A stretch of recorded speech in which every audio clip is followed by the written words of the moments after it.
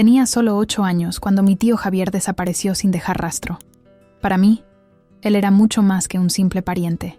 Era como un segundo padre, un refugio en medio de los gritos y silencios fríos de mis padres. Su risa llenaba los vacíos de la casa, y sus historias me hacían soñar con mundos donde todo era posible. La mañana en que él se desvaneció, recuerdo la sensación de que algo dentro de mí también había desaparecido para siempre. Esa mañana comenzó como cualquier otra. Mamá preparaba café en la cocina mientras papá leía el periódico con el ceño fruncido. Yo esperaba ver a tío Javier bajar las escaleras con su sonrisa de siempre, despeinado y con esa camiseta vieja que usaba para dormir, pero no bajó. Cuando pregunté por él, mamá dijo que había salido temprano. Algo en su voz me hizo saber que mentía. Los días siguientes fueron raros. Mis padres susurraban entre ellos cuando pensaban que no los escuchaba. Cada vez que mencionaba a Javier, se quedaban callados o cambiaban de tema. Una semana después, cuando ya no pude soportar más la incertidumbre, pregunté directamente dónde estaba mi tío. Papá me miró como si hubiera dicho algo malo, y mamá empezó a llorar. Fue entonces cuando me dijeron que Javier había tenido que irse por trabajo, pero que volvería pronto. Pero yo conocía a mi tío. Él nunca se habría ido sin despedirse de mí. Siempre me decía que yo era su princesa, que éramos un equipo. Me llevaba al parque los domingos, me compraba helados a escondidas de mamá, y me contaba cuentos antes de dormir cuando mis padres se gritaban en la sala. Javier era mi escape, mi lugar seguro en un mundo que a veces se sentía demasiado grande y confuso. La ausencia de mi tío cambió todo en casa. Mis padres ya no discutían tanto, pero tampoco hablaban mucho. Era como si un silencio pesado hubiera caído sobre nosotros. Yo pasaba las tardes sentada en su cama, oliendo su almohada que aún guardaba su aroma a colonia barata y cigarrillos.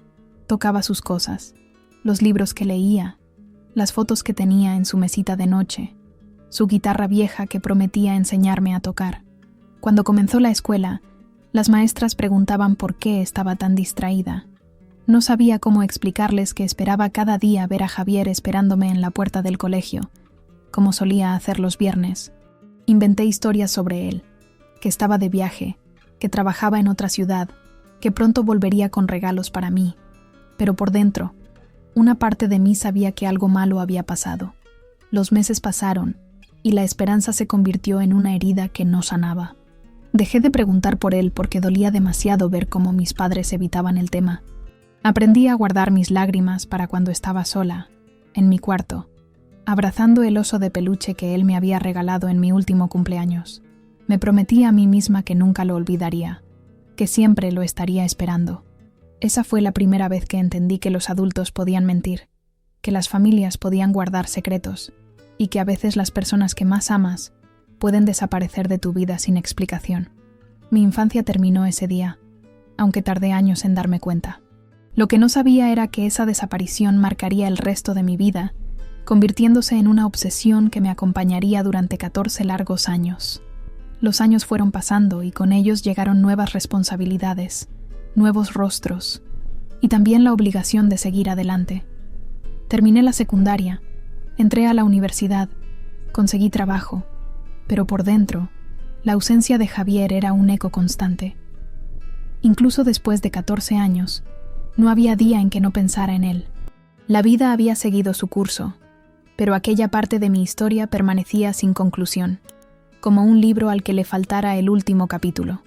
Durante todo este tiempo, mi relación con mis padres se volvió distante. Nunca les perdoné completamente la forma en que enterraron el asunto, como si Javier nunca hubiera existido. Cuando cumplí 15 años, esperaba que me contaran la verdad, que me trataran como adulta, pero nada. Cuando me gradué del colegio, pensé que tal vez era el momento de hablar. Silencio otra vez. Cada fecha importante pasaba sin que el tema saliera a la luz. Vivía en un departamento pequeño cerca del centro de Buenos Aires, trabajando como secretaria en una oficina de contadores. Era una vida normal, casi aburrida, pero yo había aprendido a encontrar cierta paz en la rutina. Aún así, había días en que veía a un hombre mayor en la calle, y por un segundo mi corazón se aceleraba, pensando que podría ser él, o cuando escuchaba una canción que él solía cantar, me quedaba paralizada, recordando su voz ronca silbando por las mañanas. Mi mamá me visitaba los domingos, siempre con la misma sonrisa forzada, hablando de cosas superficiales, el trabajo, el clima, los vecinos. Era como si hubiera construido una pared invisible entre nosotras, y yo ya no tenía fuerzas para derribarla. Papá casi nunca venía. Cuando lo hacía, se quedaba callado la mayor parte del tiempo, viendo la televisión o revisando el teléfono. Nuestra familia se había vuelto un grupo de extraños que compartían sangre y poco más. Pero yo no podía simplemente olvidar. Había algo en mi interior que se negaba a aceptar que Javier hubiera desaparecido para siempre. Guardaba cada recuerdo como si fuera un tesoro. La forma en que me llamaba mi princesa, cómo me enseñaba a hacer avioncitos de papel, las historias que inventaba sobre piratas y dragones. Incluso tenía una libreta donde escribía todo lo que recordaba de él, con miedo de que un día se me olvidara su cara o su voz. A los 22 años, decidí ir a terapia. La psicóloga me ayudó a entender que mi obsesión con Javier no era solo por él, sino por lo que representaba. La única persona que me había hecho sentir verdaderamente amada en mi infancia. Me ayudó a ver que mis padres también habían sufrido, aunque de manera diferente. Pero saber esto no hacía que doliera menos. Si acaso, me hacía sentir más sola, porque significaba que todos habíamos perdido algo importante y nunca habíamos podido consolarnos los unos a los otros. Comencé a investigar por mi cuenta, de forma discreta. Busqué en internet. Hablé con vecinos que aún vivían en el barrio. Pregunté en lugares donde Javier solía ir, pero cada pista terminaba en un callejón sin salida. Era como si hubiera desaparecido del mundo, como si nunca hubiera existido. Esto me frustraba y me dolía a partes iguales. La verdad es que tenía miedo. Miedo de descubrir que había muerto. Miedo de saber que había formado otra familia y se había olvidado de mí. Miedo de confirmar que todo lo que sentía por él había sido una ilusión de niña. Pero también tenía miedo de no saber nunca la verdad, de vivir toda mi vida con esa pregunta sin respuesta clavada en el pecho. Así llegué a los 22 años, con una vida aparentemente normal, pero con un vacío que no sabía cómo llenar. Trabajaba, salía con amigos, incluso tuve algunas relaciones, pero siempre había una parte de mí que estaba esperando una respuesta, esperando que él volviera, esperando que alguien me dijera por fin qué había pasado realmente con mi tío Javier. Fue un sábado nublado de marzo cuando todo cambió. La abuela había muerto el mes anterior, y la familia se estaba preparando para vender su casa en San Telmo. Mamá me pidió que la ayudara a limpiar el altillo, ese lugar polvoriento donde la abuela guardaba cosas que nunca tiraba pero tampoco usaba.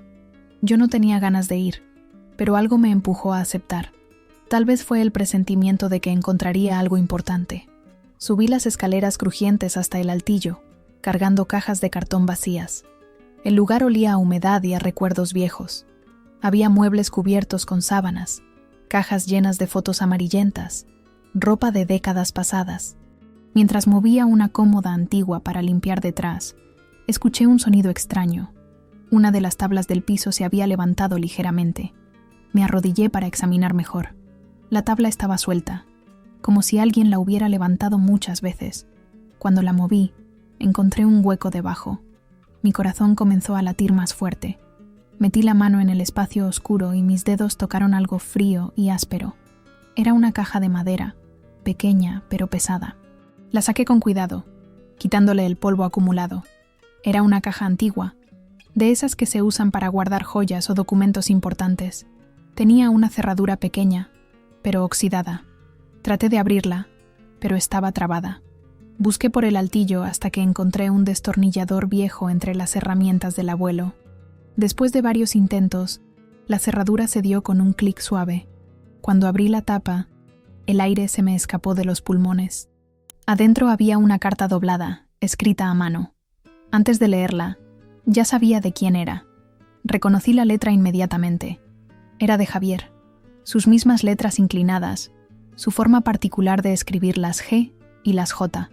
Mis manos temblaron mientras desplegaba el papel amarillento. Mi querida princesa, comenzaba la carta. Si estás leyendo esto, significa que algo me ha pasado. Espero que seas lo suficientemente grande para entender lo que voy a contarte. No pude despedirme de ti como hubiera querido, pero necesito que sepas que todo lo que hice fue para protegerte. Seguí leyendo con lágrimas en los ojos. Javier explicaba que había descubierto algo sobre la familia que lo ponía en peligro. No daba detalles específicos, pero decía que había encontrado documentos que comprometían a gente importante. Mencionaba que había tratado de hacer lo correcto, pero que eso había puesto en riesgo no solo su vida, sino la de toda la familia. Tu abuelo me dijo que tenía que irme, o que todos íbamos a sufrir las consecuencias.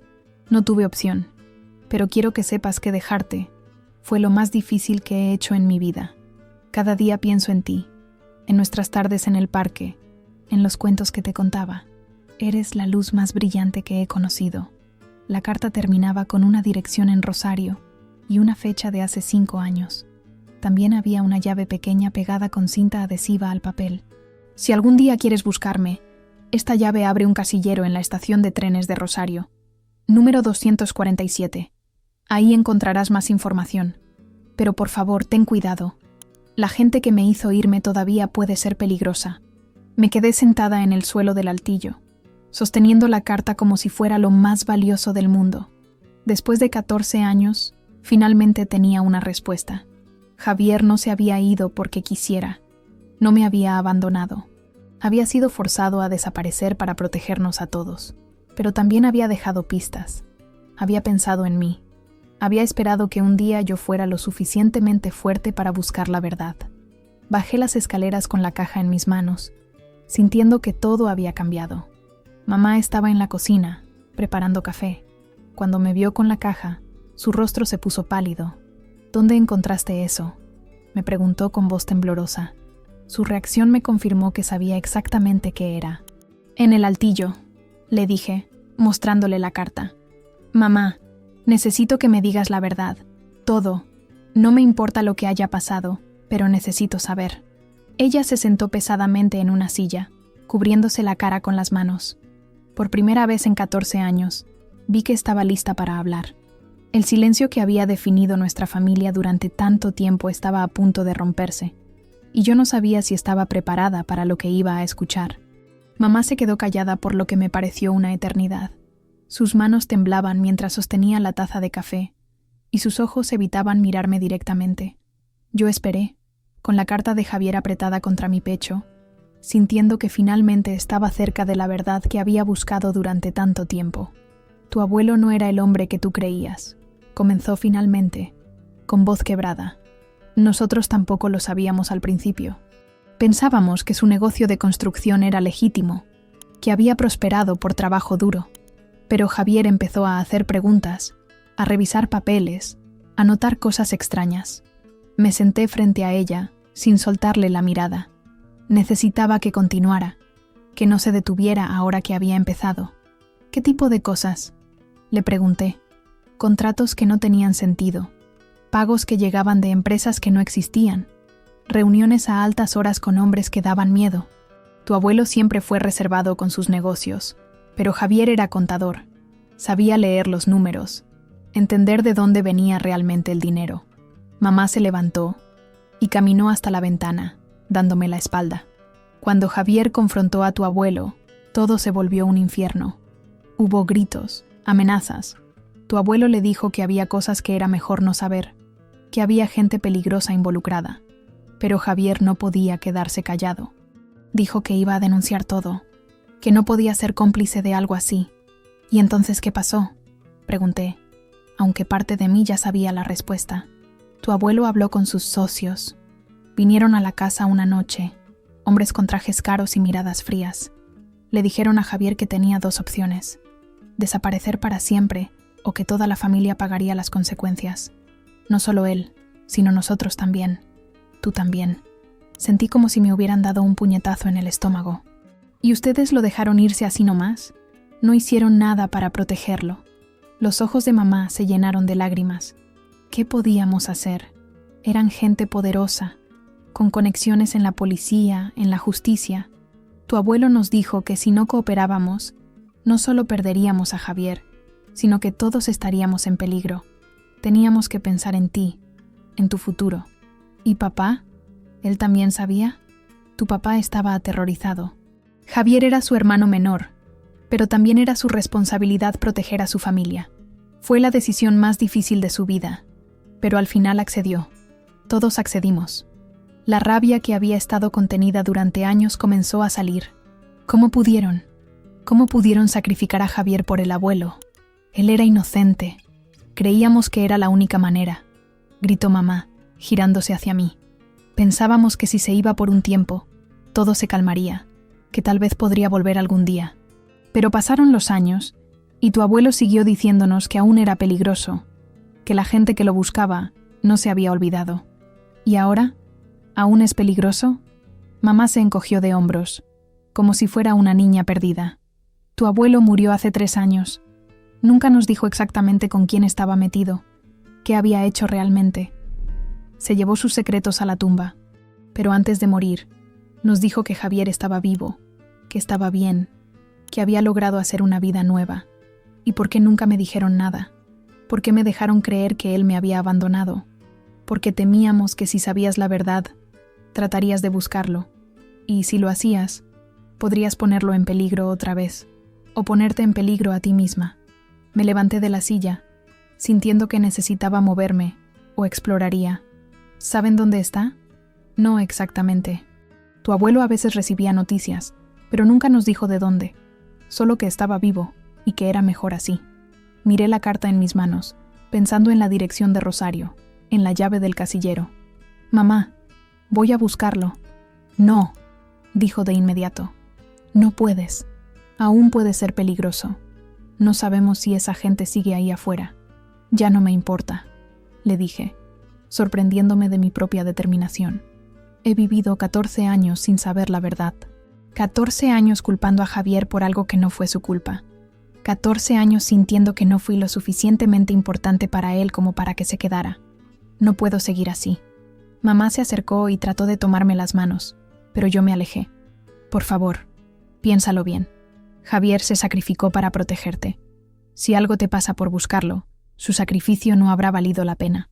Su sacrificio no valdrá la pena si sigo viviendo como si él hubiera muerto, le respondí. Él dejó estas pistas porque quería que lo encontrara. Confiaba en que algún día yo sería lo suficientemente fuerte para manejar la verdad. Salí de la casa de la abuela con la caja de madera bajo el brazo, sintiendo que todo había cambiado para siempre. La familia que creía conocer era una mentira. El abuelo que recordaba con cariño había sido un criminal. Los padres en quienes confiaba habían elegido proteger al culpable en lugar de al inocente. Pero también había algo más. Por primera vez en 14 años, tenía esperanza real de volver a ver a Javier. Esa misma noche tomé un colectivo a Rosario. No podía esperar ni un día más. Durante las 4 horas de viaje, revisé una y otra vez la carta de Javier, memorizando cada palabra, cada detalle. La llave del casillero estaba guardada en mi bolsillo, y la tocaba constantemente para asegurarme de que todo era real. La terminal de trenes de Rosario estaba casi vacía cuando llegué. Eran las 6 de la mañana, y solo había algunos empleados de limpieza y viajeros madrugadores. Encontré la sección de casilleros sin mucha dificultad. El número 247 estaba en la fila de abajo, oxidado pero funcional. Mis manos temblaron mientras introducía la llave. Adentro había otro sobre, más grueso que la carta. Cuando lo abrí, encontré fotos, documentos y una nueva carta más reciente. Las fotos me hicieron llorar inmediatamente. Era Javier, pero mayor, con más canas y arrugas alrededor de los ojos. Estaba sonriendo, pero no era la sonrisa despreocupada que recordaba. Era la sonrisa de alguien que había sufrido, pero había aprendido a seguir adelante. En los documentos estaba su nueva identidad. Javier Morales se había convertido en Roberto Vega. Había una dirección en un pueblo llamado Cañada de Gómez, a 1 hora de Rosario. También había recibos de trabajo, un carnet de una biblioteca, facturas de servicios. Había construido una vida completa con otro nombre. La carta más reciente estaba fechada solo 2 años atrás. Mi querida princesa. Comenzaba igual que la anterior. Si llegaste hasta aquí, significa que finalmente encontraste el valor de buscar la verdad. Estoy muy orgulloso de ti. Sé que debiste pasar por mucho dolor para llegar hasta este punto. Seguí leyendo, sentada en el suelo de la terminal. Javier explicaba que había tenido que cambiar de lugar varias veces durante los primeros años, siempre con miedo de ser encontrado. Pero gradualmente había logrado establecerse en Cañada de Gómez, donde trabajaba como contador en una cooperativa agrícola. Es una vida tranquila, escribía, pero no pasa un día sin que piense en ti. Si decides buscarme, ten mucho cuidado. Aunque han pasado años, no sabemos si aún hay gente que me busca. Si vienes, no vengas directamente a mi casa. Ve primero a la biblioteca del pueblo y pregunta por Roberto. La bibliotecaria se llama Marta. Es una señora mayor que sabe mi historia. Ella me avisará si alguien pregunta por mí. Terminé de leer y me quedé sentada ahí, procesando todo. Javier estaba vivo, tenía una nueva identidad, pero aún vivía con miedo. Había dejado estas pistas como una forma de mantener la puerta abierta para mí, pero también había tomado precauciones. Esto me hizo darme cuenta de que tal vez el peligro era real, que mi familia no había estado paranoica al protegerme de la verdad. Tomé un taxi hasta Cañada de Gómez. Era un pueblo pequeño, tranquilo, con calles de tierra y casas bajas. La biblioteca estaba en el centro, una construcción modesta pero bien cuidada. Cuando entré, una señora mayor me miró desde detrás del mostrador. ¿Usted es Marta?, le pregunté.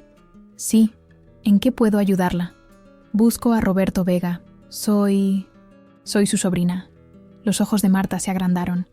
Me miró de arriba a abajo, como evaluándome. ¿Cómo se llama usted? Lucía. Lucía Herrera. Ah, dijo con una sonrisa suave. Usted es la princesa. Sentí que el corazón se me iba a salir del pecho. ¿Él habla de mí? Todo el tiempo. Espéreme aquí. Marta desapareció por una puerta trasera. Yo me quedé parada entre las estanterías, temblando de nervios. Después de tantos años, estaba a minutos de ver a Javier otra vez. ¿Me reconocería? ¿Sería igual a como lo recordaba? ¿Qué le diría? Marta regresó después de unos minutos. Roberto viene para acá. Será mejor que se siente.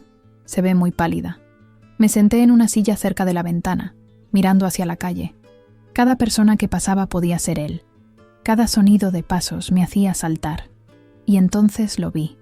Caminaba por la vereda de enfrente, más lento que antes, pero con la misma forma de caminar que recordaba. Tenía el pelo completamente gris y había engordado un poco, pero era él. Era mi tío Javier. Entró a la biblioteca y nuestras miradas se encontraron.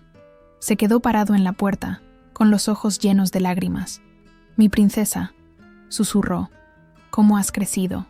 Corrí hacia él y lo abracé con todas mis fuerzas. Olía diferente, a jabón barato y a trabajo, pero sus brazos eran los mismos brazos que me habían consolado cuando era niña. Los dos lloramos ahí, en medio de la biblioteca, sin importarnos que Marta nos estuviera mirando con una sonrisa. «Tenía tanto miedo de que me odiaras», me dijo al oído. «Tanto miedo de que creyeras que te había abandonado». «Yo también lo creí durante mucho tiempo», le confesé. «Pero ya no. Ahora sé la verdad». Nos separamos y nos miramos. Él había envejecido, pero sus ojos seguían siendo los mismos ojos bondadosos que recordaba. «Tenemos mucho de qué hablar», me dijo, secándose las lágrimas. «Pero no aquí. Ven conmigo». Caminamos hasta su casa en silencio, cada uno procesando el milagro del reencuentro. Javier vivía en una casa pequeña pero acogedora, con un jardín lleno de plantas y flores que él mismo había plantado. «Jardinería», me dijo con una sonrisa tímida. «Nunca pensé que me gustaría, pero resulta que tengo buena mano para las plantas». Nos sentamos en su cocina, tomando mate como solíamos hacer cuando yo era niña. Me contó sobre sus años de exilio, sobre cómo había aprendido a vivir con miedo, sobre los trabajos que había tenido, los lugares donde había estado. «Los primeros años fueron los más duros», me dijo. «No sabía si algún día podría volver a verte. Había noches en que pensaba en escaparme, en volver a Buenos Aires y arriesgarme, pero sabía que si lo hacía, no solo me ponía en peligro a mí, sino a toda la familia». «¿Nunca trataste de contactarnos?», le pregunté. «Una vez, hace como 5 años, llamé a tu casa.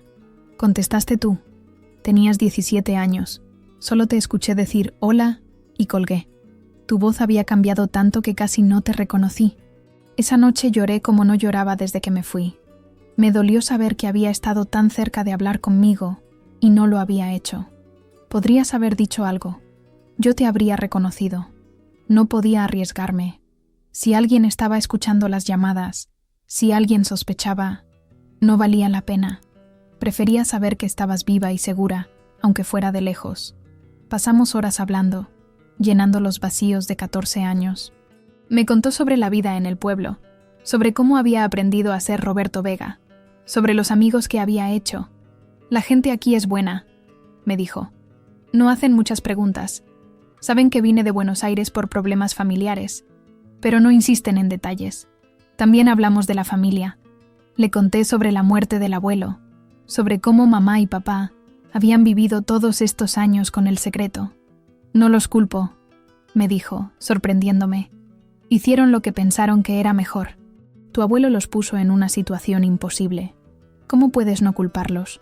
Te obligaron a dejar tu vida, tu familia, todo, porque entiendo que tenían miedo, porque sé que sufrieron tanto como yo, tal vez más. Ellos tuvieron que quedarse y fingir que todo estaba bien. Yo al menos pude empezar de nuevo. Su capacidad de perdón me humilló. Durante años, yo había guardado rencor hacia mis padres, hacia toda la familia. Pero Javier, quien había perdido más que nadie, no tenía odio en su corazón. ¿Y qué pasa ahora?, le pregunté. ¿Puedes volver? No lo sé, dijo honestamente. Tu abuelo murió, pero no sabemos si la gente con la que estaba metido sigue ahí. No sabemos si aún me buscan. Tal vez pueda visitar ocasionalmente, con cuidado. Pero creo que Roberto Vega tendrá que seguir existiendo por un tiempo más. ¿Y si me quedo aquí contigo? ¿Si me mudo a Cañada de Gómez? Me miró con ternura. Princesa, tu vida está en Buenos Aires. Tu trabajo, tus amigos, tu futuro. No puedes tirarlo todo por un viejo como yo. No eres un viejo. Eres mi tío, la persona que más quise en mi infancia. Perdí 14 años sin ti. No quiero perder más. No vas a perderme, me dijo tomándome las manos. Ahora sabes dónde estoy. Podés venir cuando quieras. Podemos llamarnos, escribirnos. No será como antes, pero será mejor que la nada que tuvimos todos estos años. Nos quedamos en silencio, los dos entendiendo que nuestra relación había cambiado para siempre. Yo ya no era la niña de 8 años que él recordaba, y él ya no era el hombre libre que había sido, pero el amor entre nosotros seguía intacto, tal vez incluso más fuerte por todo lo que habíamos perdido.